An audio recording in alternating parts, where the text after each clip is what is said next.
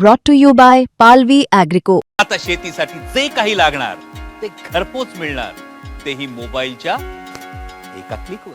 1977 में पहली बार किसी राज्य शासन ने ईजीएस को कानूनी दर्जा प्रदान किया। उस वक्त मेरे दादाजी वसंतदादा पाटिल जी महाराष्ट्र के मुख्यमंत्री थे। वो भी सर गांधीयन थे, आप भी सर गांधीयन ही हो।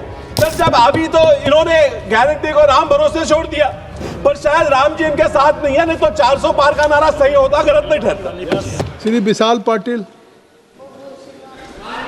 इस अवसर के लिए धन्यवाद सभापति महोदय। 1964 में पहली बार देश में रोजगार की स्कीम मेरे सांगली जिले में विसापुर में शुरुआत हुई।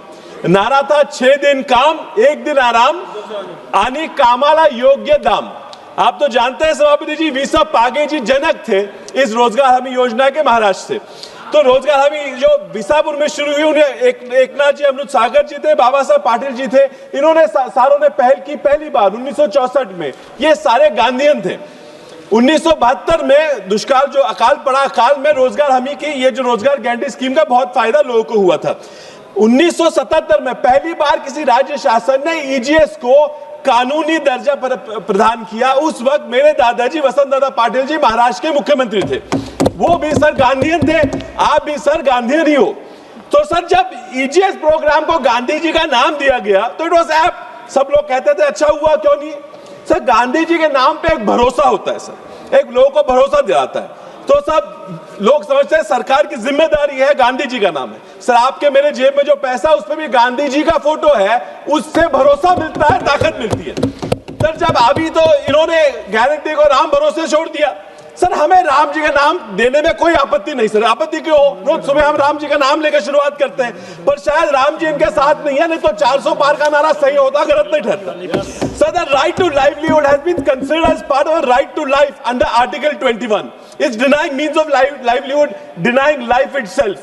So the Universal Declaration of Human Rights and International Covenant on Economic, Social and Cultural Rights, both of which India has acceded to, recognize the right to work. So in 2011, the United Nations released a global assessment report praising the NREGA and asked, I'm finishing very soon, so I won't take too much of your time.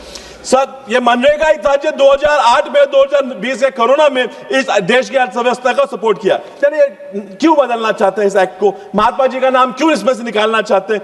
Sir I will just, because you want me to conclude with shortage of time, I will just want 2-3 point and I finish them without. Sir the problem distressing problem bill is खंड 4-5 कहता है कि centre निर्णय करेगा कि कौन राज्य कितना काम मिलेगा।